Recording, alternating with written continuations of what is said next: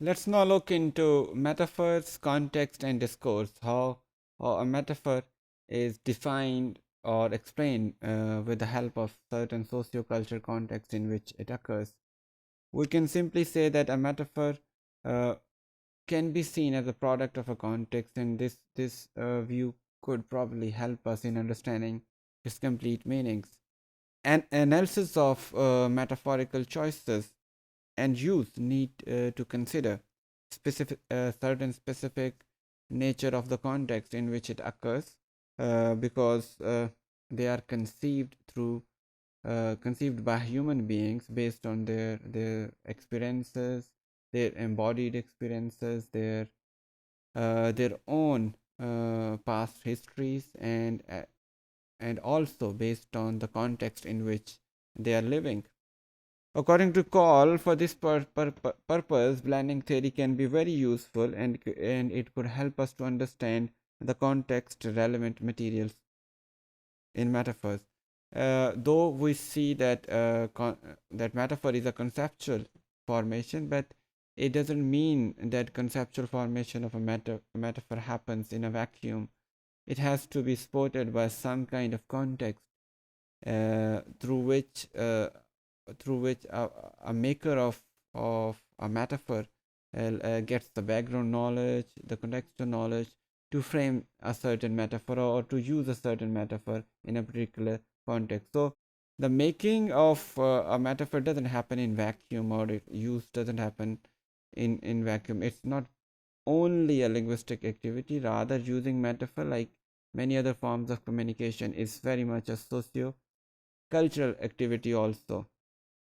There are multiple contextual features, for example, social organizations, architectures, national, global culture, politics, governance, which shape our physical environment and our interaction with that environment also. Uh, and all these features also shape our choice of metaphors. Furthermore, even throughout the life we experience, that context affects what metaphorical concepts are actually drawn on.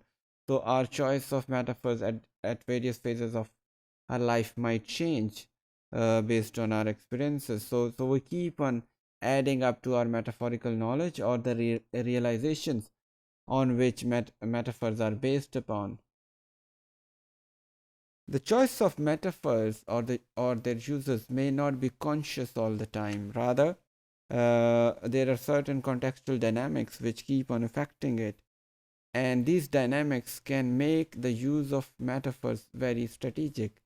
By that we mean that certain metaphors can be employed in a certain communication for certain strategic, political, or social goals, which may be conveying a certain ideology or certain school of thought, or maybe to show certain medium of expression of power in a certain communication or situation also.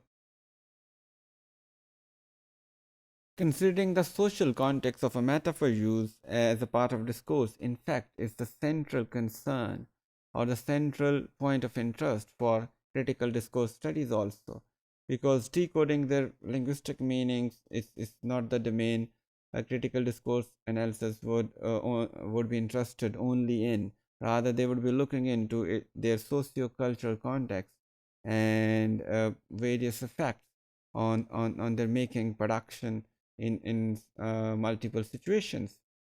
Metaphor can also be seen as a function of pragmatic choices, and these pragmatic choices uh, are never independent of the context, because we using a metaphor is very much a conscious choice which is based on our certain experiences of the past, or of the present, or maybe based on a certain present experience of a situation. So we need to see that all these pragmatic choices are influenced by certain socio-cultural details in which we are to which we are related to. Contextual variables are not only social, but they can be historical also, and which are located in our memory, uh, and in our various kinds of embodied experiences. And some metaphors may be individual, and other metaphors may be collective, which live on with our collective history. Uh, every uh, every nation has certain national metaphors which takes them which can generate a moment of pride in their life or in their collective discourse, or which they might would like to avoid in future also. Context specific uses can be very helpful in understanding various metaphors and their applications, uh, and their power to analyze, their power to generate certain critical viewpoints. Some metaphors have been appropriated and perpetuated in the service of particular social, economic ideologies, and have become a kind of hegemonic attempts of social domination. So some metaphors, they do become a symbol of certain kind of domination in the world. Many political philosophies can be seen as an example to this kind of use of metaphor. We can also have a look at Steen's three-dimensional model of metaphor, consisting of the linguistic, conceptual, and communicative dimensions of analyzing a metaphor. Linguistic dimensions refer to the formation of a metaphor. Either it is in a form of analogy or a simile or any other linguistic form. That's very important to understand also, because if it's an analogy, we will have to see what kind of analogy or with which object that analogy has been generated.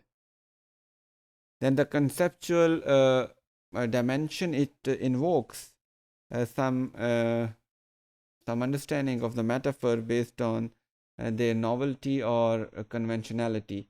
So this helps us to lead to go towards the ideational aspects of metaphors also. Then communicative dimensions, which can further be categorized into deliberate and non-deliberate. Deliberate metaphors are those which are consciously employed in certain conveying of the meaning, and they shift the perspective of the addressee from the local topic of a message to another conceptual domain from which the local topic is to be reviewed. So it actually conceptualizes a certain problem in a different domain problem, which may convey the same meaning, but the source to convey that meaning would come from another context. Then taking a moderate position, Nag and Kuller suggest that rather than affecting radical conceptual change, it is not essential that a certain deliberate a metaphor would always make a radical change of ideology. Rather, it may tweak or may slightly change an already existing ideology or conceptualizations also. So deliberate metaphors can be used for both, for making a radical change and also for making a minor or readjustment of within the conceptualizations already existing. The identification of deliberate metaphor is likely to be less problematic, because we can identify them from various kinds of resources, maybe from multimodal metaphors.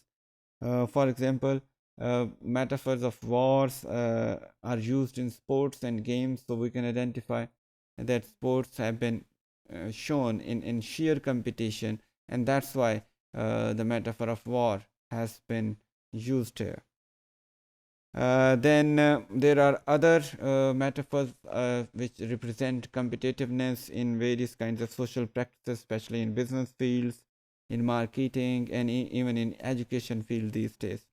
Considering them alongside verbal metaphors would also give a comprehensive picture. So we can see that if we just look at various modes or semiotic resources through which metaphors have been conveyed. For example, picture of an animal to convey a certain message may be a multimodal metaphor. digging them out can be very helpful in reaching out the meaning of a metaphor. So, in order to study the use of metaphor in a certain context, it would be very important that we realize all modes which can help us reach the meaning of a metaphor. And the future uh, metaphor studies, especially in relation to critical discourse analysis, can be predicted to rely more on multimodal metaphors because the contemporary communication is largely becoming multimodal. Therefore, uh, unearthing or understanding multimodal metaphors may be very useful in future.